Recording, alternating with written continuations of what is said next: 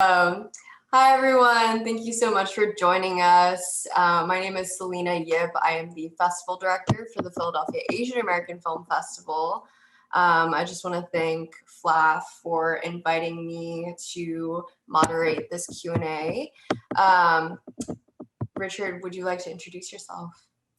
Hey there, Selena. Thanks for moderating this, and PHLAFF, thank you so much for selecting Sky Blossom. And it's so important to us that we get the honor of being here, and we appreciate it hugely on our side, all being volunteers. And you know that, Selena, how just about every documentary is a volunteer project in its own way.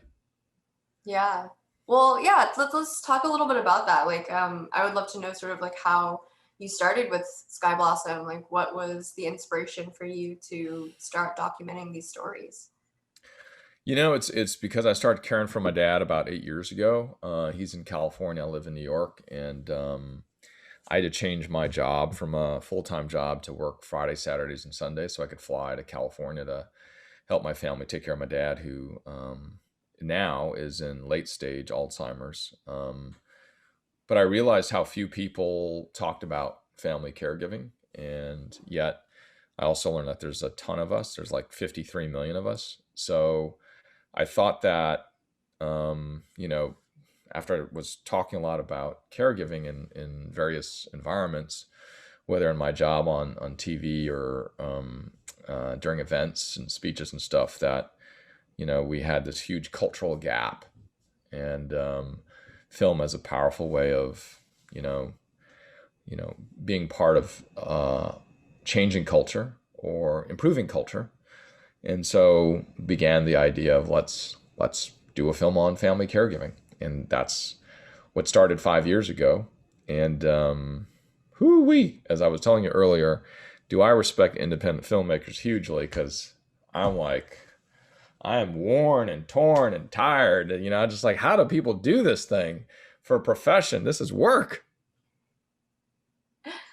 How did you find these stories specifically? Like, I mean, you could have easily said, like, let me make a documentary about myself, right? Like, I think I'm a family caregiver. Let me make a documentary about myself. But you have multiple stories within this film. Yeah. So how did you get in touch with these people? What was it like to experience their life or document their experience?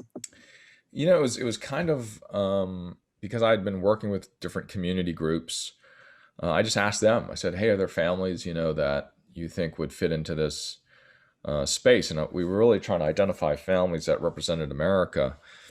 And so we wanted to get families from the Midwest, the South, the East, the West, and Pacific Island. So in the film, we have five protagonists, four young ladies, one young man, aged 11 to 26. We focused on young caregivers because often people think that family caregiving is like people my age, which is true. But there are 5 million young child caregivers that are children, 17 or younger. And the number of millennial and younger is like 25 million around. So I think there's a misalignment of what we understand it to be.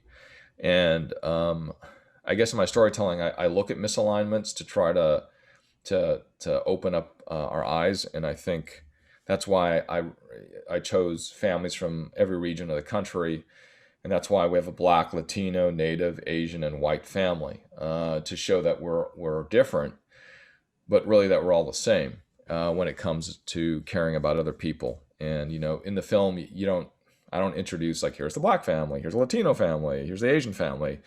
Instead, what you do see is, here's a family, Darren, who is 15 and a cheerleader in McMinnville, Tennessee, or Camille in Wexford, Pennsylvania. That's what you see. And hopefully our choices of families achieve that, because I mean, at a very, very, very high level, like I go back to the treatment that I put together 5 years ago, there were two things that were really sort of very philosophical, the way we approached it. And one was joy despite difficulty. And that was super, super important for us. But again, The second big idea that we were shooting for was, caring for people is good stuff. So those are sort of the running ideas. Like whenever we had a question, do we do that or that? Does it show joy despite difficulty? Does it show people caring for other people? And that was sort of the driving philosophy that we brought up a lot of times all throughout the edit, because we shot for about 3 years. 1 year was fundraising. Well, fundraising never stops, but the first year was all fundraising, and then 3 years filming, and then 1 year editing. So all of that was driven by those two ideas. Yeah, I definitely appreciated that it wasn't framed as like this is a burden on my life, right? Like I really appreciated that it wasn't focusing on the negative parts of family caregiving. It was really focused on like the why and the joy of spending this time with these people. Like I really, even with the family that, it ended in a marriage separating, like there was still, it wasn't like focused on that, right? Like I think that this person was able to convey to me as the audience, like this was so important to me and it's unfortunate. But within the caregiving, he's also reconnecting with his daughter now that his daughter's sort of at this age where she can also be a caregiver as well, which I thought was really great. So yeah, good job. You did it. I think the large overarching message was definitely achieved. Yeah, we were trying to do that in a way, like the families that you're talking, the Greer family in Wexford, was, it comes with a lot of, not easy stuff, but somehow they get through it, and they're always evolving. And for Camille, that was, I mean, and you saw partially in the story how each character was learning, but not really self-identifying as what they were doing. They just did it. And that was, I thought, really beautiful that, all of them represented what the good stuff is, in a way that was very unassuming. And I learned a lot from them about, let's just put my head down and do my stuff. And if I think it's right, then it's right. And that's what they all were doing. And they didn't expect anything more. And they thought they were alone. But, when I sat with them, I was basically, we were using Interatron throughout. So it was really weird for them because, they were sitting in a little chair, and then they had all of this stuff around them, all these people. Well, not a lot, but, 5 people.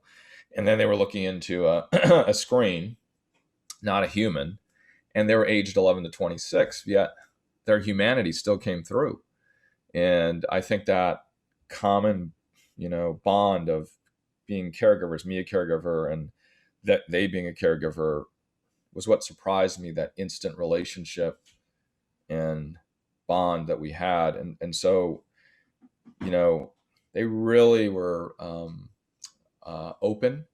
And I saw it as them giving me a gift. And I told them I would be there till the end of the process, and that anything they gave me, I would guard, because I knew that they were giving me a lot. Like, just, I think all of them shared, not every, there's a lot of stuff on the cutting room floor, but, all of them became very emotional and shared secrets. I shouldn't say secrets. They shared things in their life I don't think they talked about much that were, for instance, in one case, molestation was brought up, but, we didn't put it in the film. But I bring that up just to say it was that kind of bond. And that's what surprised me, that we just hit the ground running. It sounds like there's this shared experience that allowed them to be very vulnerable with you. And I mean, I just hearing that and hearing that you were able to take that vulnerability and say, like, this is safe with me, is like, that's the best thing to hear from a filmmaker, to know that, like, that was again, like you're treating these people like human beings and not just like my subjects, right? And that's sort of the greatest thing about having someone who understands caregiving make a documentary about caregiving, because you obviously intimately understand like the experience and the hardship and the joy of being in this situation with your family. So that's really awesome to hear. And I would love to hear more about sort of what, maybe other things you've learned from this process of filming Sky Blossom. Yeah, I think, first of all, like I said at the top, for huge respect to anybody who goes through it. I just had no idea how much work it would be. And I'm still feeling it right now as we're going through that decision about, distribution and stuff like that. And I think, another big lesson that I learned in the craft was to see the roles in each family. And I went in thinking, one thing about the way the family functions. And then I walked away realizing that, the roles changed a lot. For instance, Jenna, who's in, Michigan, in Howell, Michigan, and she was the head of household, which you saw in the movie. But since then, which I've talked to her over the last year and a half, we stopped filming her probably a year and a half ago now. She's had, you see at the end of the film that she has a child, and then she actually gets pregnant again, but she actually loses her second child. She moves out of the house, and her younger sister, who's not in the film, then becomes the primary caregiver, and now Jenna becomes occasionally the primary caregiver. And those roles in the family changed throughout filming and then after. And that's something I didn't see, but I was living through myself, and so there was, and I still, and in fact, the next movie that we're working on is about how roles change in family structures based on family caregiving in a good way, I would say. But we don't realize it. And I think it's for the better that we realize it, because then we can own what we are. And we can own the role that we take on. And so the thing about, the five protagonists that we said in the beginning, and in the end, I really, really, really do believe it, is that they represent role models for 20-somethings and younger. And they also, I think, present a good family structure. So it's very much a family movie without us thinking it was going to be a family movie. We went in thinking that we want to focus on the younger caregivers because, number one, people don't know about them, that there's so many. Number two, younger folks like watching younger folks. Older folks like watching younger folks. Younger folks don't like watching older folks. So we could get a whole sort of package of getting attention to the topic of caregiving by looking at the film that way. But in the end, I learned different things, and we ended up with something different, which is, I think, what a lot of people go through in filming a doc. And one last thing, I know I'm kind of just rambling, but in the 1 year of editing, what we end up with is totally different than what we started with, because we had more families that we filmed. We filmed also my family, and originally I was going to kind of be like the Morgan Spurlock, kind of going through and figuring it out. And in the end, we decided I didn't actually want me to be in the movie. And I was pushing the team to say, can we please pull me out? Please, I don't want to be in there. And I got my way in the end, I guess. But it was really tough. But then we realized that all the families that we had filmed, that these five represented this idea, and the others are representing something different, which we are continuing to film those other families for film 2 with a different thematic. So yeah, I learned a lot, and we had to make some tough choices that were really like first edit compared to what we ended up with. Woo wee! Anthologies. Whoa, man, tough. Yeah. Yeah. Is there, I mean, this Sky Blossom is your first film. And you mentioned your second film. So, and you also mentioned that filmmaking is quite difficult. Is there anything that you would, like any wisdom that you would impart on anyone who is sort of starting to tackle documentary filmmaking? Are there things that uh, not that you would do differently, but are there things that you would just advise? Um, Totally. I would say, depending where you're at in the film process or journey, is take a business class. Um, Definitely take lots of business classes. It's not why you got into it, but boy, it is a huge part. I mean, I came from business in my first career, start small businesses. So a lot of the way I treated this film was based on my learnings from doing small businesses, and so that part for me was not the scary part. It was just this is the way you do it. But I know if you're a filmmaker and you don't have that experience, it can seem very daunting. But that can actually be turned into your strength. And so, like when I would go out to fundraise, because it was the Asian American Journalists Association is our fiscal sponsor as a 501c3, and I've been a lifelong member. And if it wasn't for those sort of relationships that existed like that, I don't think we could have got it done. So take a business course. yeah, I don't think people realize that like filmmaking does require a lot of like business mindset. Yeah. I mean, you're talking about it earlier, like the decisions you're making with distribution. That's just like another business related subject. Yep. So yeah, I agree. I don't think people realize it, but it's either do it yourself or get someone who also knows that side of filmmaking like pretty intimately. Yep. Absolutely. Yeah. And good team members, obviously, which I think everybody knows is many of those who were part of the producing team were caregivers themselves. And I think the soul of this film was definitely in that vein. And,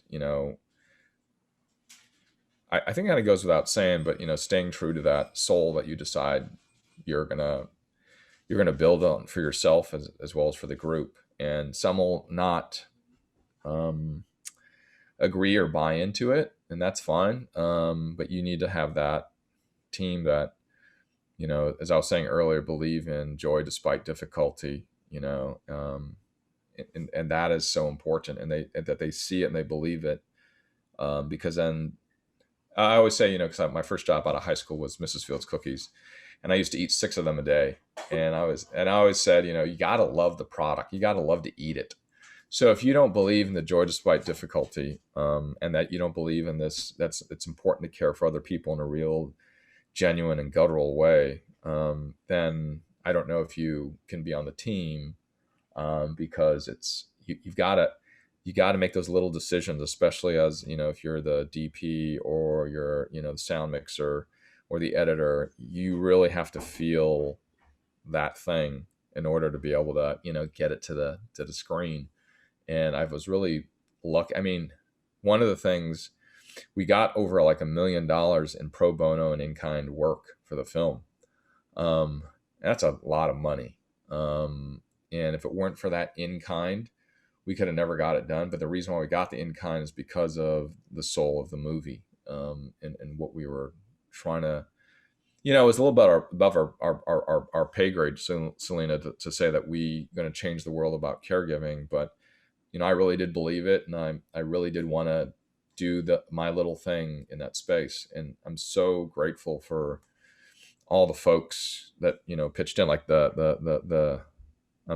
think today I'm speaking with them, like Berklee College of Music, and their contemporary symphony that gathered in February of last year to record the soundtrack. And they did it pro bono. I mean, you don't get a symphony pro bono and the composer and her 5 assistant composers all part of that, and they all believed in this. We can show that caring for other people is worth it. Right. Yeah, I mean, I think that saying that you're going to be the sole film that changes the entire world is big. But like you said, I think that to know that there are so many people part of this project that are so passionate about the main message of that project is super important. I mean, just knowing that, it shows you it's not just you, or it's not just these 5 families, right? There are tons and tons of people who are affected by this, who believe in it enough that they are willing to do what they're able to do to contribute to the film, which is really beautiful. It's gargantuan. Yeah. Yeah. Well, my last question to you is, how can we find you? How can we support you and support your next film and all the work that you do? So you can check it out. Where it's coming out in the last week of May. So you can go to skyblossom.com and you can see what the stories are, how we put it together, and the groups that have pitched in, and where you can buy it or see it. It'll be in 50 states and theaters on the 26th, I think, and it'll be for free. Thanks to AMC and NBC Universal. It'll be on MSNBC at the end of the month on the 29th and 30th. Check it out there. That is for free, yes. Unless you don't have cable, then you can find it on Peacock in July, which it'll be free there. So thanks a lot, Selena, and taking the time to care about the movie, and that's what we want people to feel as well. So thank you so much. Yeah, thank you so much for taking the time to speak with us. Thank you to everyone who is sticking around and watching this Q&A. Thank you for joining us at FLAFF. Hope you enjoyed the movie. And go FLAFF. Yes, go FLAFF. And I hope you enjoyed the rest of the festival. Absolutely.